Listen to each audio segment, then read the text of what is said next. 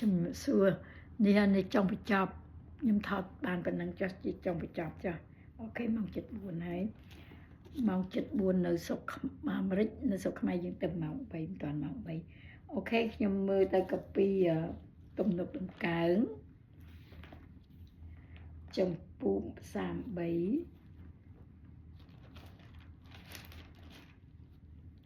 អរគុណបងខ21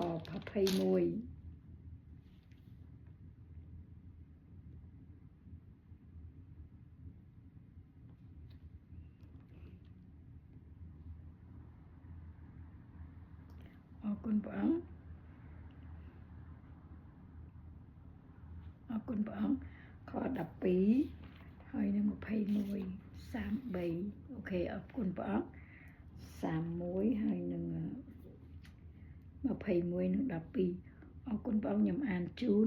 មានពរហើយនគរណាដែលយកព្រះយេហូវ៉ាទុកជាព្រះរបស់នៃខ្លួនគឺជាសាសដែលទ្រង់បានរើសទុកជាមរតករបស់ទ្រង់ហើយ ខ12ព្រះមានបន្ទូលថាមានពរហើយនរណាដែលយកព្រះយេហូវ៉ាទុកជាព្រះរបស់ខ្លួនគឺជាសាសដែលទ្រង់បានរើសទុកជាមរតករបស់ទ្រង់អរគុណព្រះអង្គយល់ហើយនឹងមកខ21ត្បិតចិត្តយើងខ្ញុំនឹងរីករាយឡើងក្នុងទ្រង់ពីព្រោះយើងខ្ញុំបានទុកចិត្តដល់ព្រះនាមបរិសុទ្ធរបស់ទ្រង់ហើយអរគុណព្រះអង្គអើព្រះយេហូវ៉ាអើយខ22សូមឲ្យសេចក្តីសប្បុរសរបស់ទ្រង់ស្ថិតនៅលើយើងខ្ញុំតាមដែលយើងខ្ញុំបានសង្ឃឹមដល់ទ្រង់នេះពាក្យសរសើរនិងពាក្យសូមអរគុណព្រះ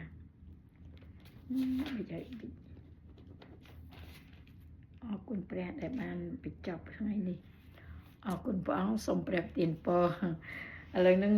គាត់ថានៅថ្ងៃនេះខ្ញុំមាន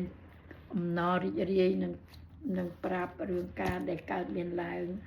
នៅក្នុងផែនដីយើងនឹងហើយដូច្នេះខ្ញុំគាត់សូមសំណូមពរបងប្អូនយើងទាំងអស់គ្នាបែរត្រឡប់មករកព្រះវិញមកអត់ខាតទេគឺយើងមកជឿព្រះចំណេញអូខេចំណេញគ្រប់បែបយ៉ាងទាំងអស់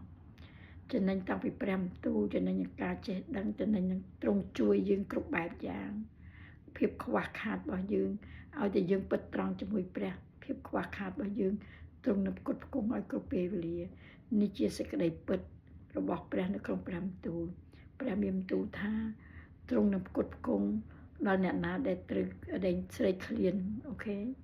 អរគុណព្រះអង្គសូមព្រះទានពរឲ្យអ្នកណាដែលឈឺស្កាត់គ្រប់បែបយ៉ាងនឹងអំពាវនាវរកនាមទ្រង់ទៅបែរមករកទ្រង់វិញទៅអ្នកដែលបានជាមួយទឹកហើយ